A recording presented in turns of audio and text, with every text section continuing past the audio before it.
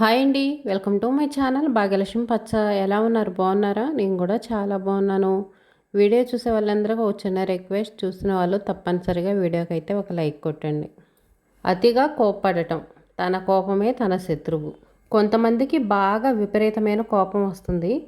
అక్కడ ఏ కారణం ఉండదు, చిన్న విషయాన్ని కూడా చాలా కోప్పడిపోతూ ఉంటారు. ఏదైనా ఒక పెద్ద సంఘటన జరిగిందనుకోండి, దానికి కోప్పడినా తప్పులేదు. కానీ ఏ కారణం లేకుండా చిన్న చిన్న విషయాలకే చాలా కోప్పడుతుంటారు. అవతల వాళ్ళని తిట్టేస్తూ ఉంటారు, అరుస్తూ ఉంటారు.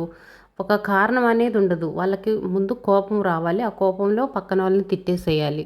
అప్పుడు వాళ్ళ కోపం తగ్గిపోయిద్ది. మనం కోపం తగ్గించుకోవడానికి పక్కన వాళ్ళని తిట్టేస్తాము, అరిచేస్తాము. కానీ అవతల వాళ్ళు ఎంత కోప్పడతారు. మన తిట్ల వల్ల వాళ్ళకు కూడా కోపం వచ్చిందనుకోండి, వాళ్ళు కూడా మనల్ని తిట్టేశారు, అరిసేశారు అనుకోండి, ఇంకా ఆ ఇంట్లో పరిస్థితి ఎలా ఉంటుంది? ఇళ్ళనే కాదు, బయటైనా కానీ ఎక్కడైనా కానీ కోపం ఎక్కువగా ఉండే వాళ్ళతో అందరూ కలిసిమెలిసి ఉండాలన్నా కూడా చాలా భయపడిపోతుంటారు. వీడికి ఎప్పుడు సడన్గా కోపం వచ్చిందో తెలియదు, ఎప్పుడు టెంపరేచర్ పెరిగిపోయిద్దో తెలియదు, ఇలాంటి వాళ్ళతో ఎందుకు లేరా బాబా అని చాలా దూరంగా ఉంటారు. వాళ్ళకి ఏదైనా విషయాలు చెప్పాలన్నా చెప్పలేరు. ఆడవాళ్ళని కాదు, మగవాళ్ళని కాదు, ప్రత్యేకంగా ఒకరిని ఉద్దేశించి కాదు. కోపం అనేది ఎవరికైనా వస్తుంది. కొంతమంది ఆడవాళ్ళకి ఎక్కువ కోపం ఉంటుంది, కొంతమంది మగవాళ్ళకి ఉంటుంది. కోపంలో మనం ఒకరిని ఒక మాట అన్నామంటే ఆ అన్న మాటని వెనక్కి తీసుకోగలుగుతామా? దానివల్ల ఎన్నో అనర్థాలు జరుగుతాయి. ఉదయం నుంచి సాయంత్రం వరకు చాలా మంచి పనులు చేస్తాము, అందరితో కలిసిమెలిసి ఉంటారు, చాలా సరదాగా ఉంటారు. సడన్గా కోపం వచ్చిద్ది. ఆ కోపంలో ఏదో ఒక మాట అనేస్తారు. నువ్వు ఇంతవరకు చేసిన మంచి మంచి పనులు, వాళ్ళకి చేసిన సహాయం అంతా పోయిద్ది కదా. కోపంలో అన్న మాట, ఆ ఒక్క మాటే గుర్తుంటుంది. ఇంకా ఆ మాట అనేది ఇంతకాలం నువ్వు చేసిన మంచి అనేది మర్చిపోయేలాగా చేస్తుంది. కోపం అనేది ఎవరికైనా వచ్చింది. ఆ కోపాన్ని ఎలా కంట్రోల్ చేసుకోగలగాలి? ప్రతి చిన్న విషయానికి కోప్పడే వాళ్ళకైతే అసలుకి విలువ అనేది ఉండదు. వీళ్ళకి ఎప్పుడు కోప్పడుతూ ఉంటారు, కోపిష్టి వాళ్ళు అంటారు. ఎక్కువ కోపం వల్ల మనకు అనేక ఆరోగ్య సమస్యలు కూడా వస్తుంటాయి. ఎక్కువ బీపీ రావటం, హై టెంపర్ వల్ల నరాలన్నీ పగిలిపోవటం, చాలా భయంకరంగా అయిపోతారు ఎక్కువ కోపం వచ్చినప్పుడు. కొంతమంది బయట జాబ్కి వెళ్తుంటారు. ఆ జాబ్ వల్ల వాళ్ళకి అనేక సమస్యలు, అనేక ఇబ్బందులు అనేవి వస్తుంటాయి. అక్కడ వాళ్ళని ఏమనలేక ఇంటికొచ్చేసి ఇంట్లో వాళ్ళ మీద చూపిస్తూ ఉంటారు ఆ కోపాలన్నీ. ఎవరో బయట వాళ్ళ వల్ల వచ్చిన సమస్యలు ఇంట్లో వాళ్ళ మీద చూపించారనుకోండి, ఇంక ఇంట్లో వాళ్ళు మీతో ఫ్రీగా ఉండగలుగుతారా? మీతో స్నేహంగా ఉండగలుగుతారా? మీతో మాట్లాడగలుగుతారా? మంచి చెడు కష్ట సుఖాలు అన్నీ మీతో పంచుకోలేరు. ఏం మాట్లాడాలన్నా కూడా భయపడిపోతారు. అమ్మో, ఈ మాట వీళ్ళకి చెప్పామనుకోండి చాలా కోప్పడిపోతారు, ఎప్పుడు అరుస్తూ ఉంటారు. ఎందుకు లేరా బాబు వీళ్ళతోటి అని చాలా దూరంగా ఉంటారు, మిమ్మల్ని దూరం పెట్టేస్తారు. అటు బయట వాళ్ళతో కలవలేరు, ఇంట్లో వాళ్ళ ప్రేమని పొందలేరు. ఎక్కడ సమస్యలు అక్కడే వదిలేయాలి. బయట ఇబ్బంది అనుకోండి వాళ్ళతో చూసుకోవాలి, లేదా వాళ్ళని డీల్ చేయలేకపోతున్నారనుకోండి సైలెంట్గా ఉండిపోవాలి. ఎక్కడో ఉన్న సమస్యల్ని ఇంటికి తీసుకొచ్చి ఇంట్లో వీళ్ళ మీద కోప్పడ్డారనుకోండి, అది కుటుంబానికే చాలా ప్రాబ్లం అయిపోయింది. ఆడవాళ్ళు జాబ్ చేసేవాళ్ళు అనుకోండి, బయట జాబ్కి వెళ్ళి జాబ్ చేసుకోవాలి, ఆ ప్రాబ్లమ్స్. మళ్ళీ ఇంటికి వచ్చిన వెంటనే ఇంట్లో పనులు చేసుకోవాలి. ఈ పనులన్నీ మెయింటైన్ చేయలేక స్ట్రెస్ ఫీల్ అయిపోయి చాలా కోప్పడిపోతుంటారు. పిల్లల మీద అరుస్తూ ఉంటారు, గిన్నెలు ఇసిరేస్తూ ఉంటారు. అసలు చాలా కోపంగా నానా బీభత్సం చేస్తారనుకోండి. పని ఒత్తిడి వల్ల కూడా చాలా కోపం వచ్చేసిద్ది, తట్టుకోలేని కోపం వచ్చేసిద్ది. తర్వాత వాళ్ళే బాధపడతారు. కోప్పడిన తర్వాత బాధపడినా కానీ మళ్ళీ ఉపయోగం ఉండదు కదా. కోపాన్ని అవసరమైనప్పుడు చూపించాలి. ఇంక ఇప్పుడు తట్టుకోలేని సిచ్యువేషన్, తట్టుకోలేని పరిస్థితులు వచ్చినాయి అనుకోండి, అలాంటప్పుడు కోపాన్ని ప్రదర్శించాలి. మనలో ఉన్న కోపాలని, బాధల్ని ప్రదర్శిస్తేనే మనలో స్ట్రెస్ ఫీలింగ్ అనేది తగ్గిపోయిద్ది. కానీ అనవసరంగా కోప్పడకూడదు. ఉదాహరణకి మనం బయటకి షాపింగ్కి వెళ్తాము. షాపింగ్కి వెళ్ళి ఒక షాప్కి వెళ్ళామనుకోండి, షాప్లో బట్టలు కానీ నగలు కానీ ఏదైనా మనం ఒక వస్తువు కొనుక్కోవాలనుకుంటున్నాం, ఆ షాప్కి వెళ్తాము, ఆ వస్తువును చూపించమంటాము. ఆ వస్తువు అనేది ఫస్ట్ సారి ఎవరైనా సరే నవ్వుతా చూపిస్తారు, రెండోసారి నవ్వుతానే చూపిస్తారు, మూడోసారి చూపించమంటే కొంతమందికి ఇంకా విపరీతమైనటువంటి కోపం వచ్చేసిద్ది, అరిచేస్తుంటారు. వీళ్ళు కొనరు పెట్టరు, అన్నీ చూస్తూ ఉంటారు, మీరు కొనర్లే పెట్టర్లే అని ఇంకా కొనడానికి వచ్చిన కస్టమర్స్ మీద అరుస్తూ ఉంటారు. ఎవరైనా డబ్బు పెట్టి ఒక వస్తువు మనం కొనుక్కోవాలనుకున్నాం అనుకోండి, ఒకటికి రెండు చెక్ చేసుకుంటాము, ఒకటికి రెండు సార్లు ఆలోచించుకుంటాము. ఒక గంట టైం పట్టినా సరే దానికి ఒకటికి రెండు సార్లు ఆలోచించుకొని మనం ఆ వస్తువు అనేది కొనుక్కుంటాము. ఆ షాపు వాళ్ళు కూడా అంతే ఓపికగా మనకు చూపించాలి. అదే కోప్పడుకొని కస్టమర్స్ మీద ఎదిరించినట్టుగా కోపంగా మాట్లాడారనుకోండి, రెండోసారి ఆ షాపుకు పోనే పోరు.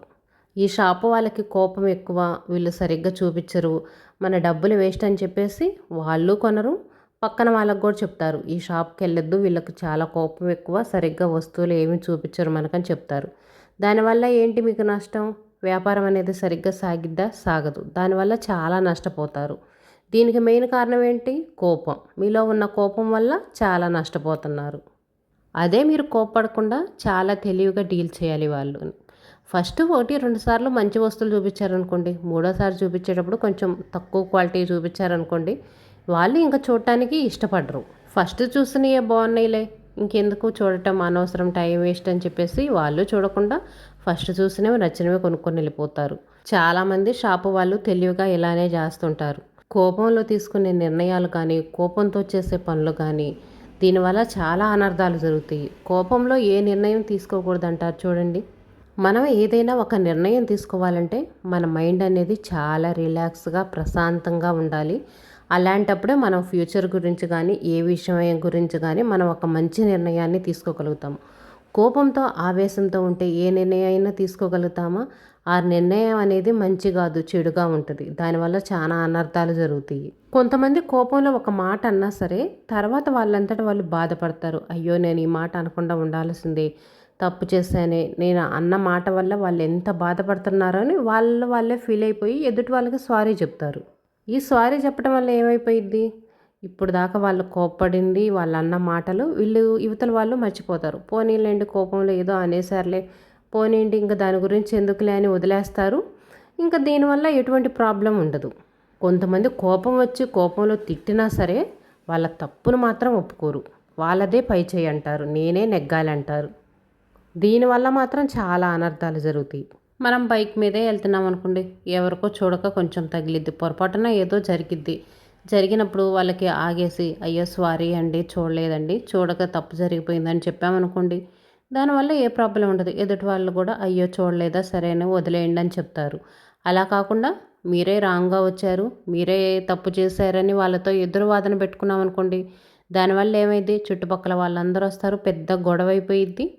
గుద్దింది నువ్వే కదా, వాళ్ళ తప్పైనా సరే నువ్వే గుద్దావు కాబట్టి నీదే తప్పని చెప్పేసి ఎదుటి వాళ్ళు భర్త పూజ చేయటం, ఏదో ఒకటి జరగటం, పెద్ద గొడవలు జరగటం అనేవి జరుగుతూ ఉంటాయి.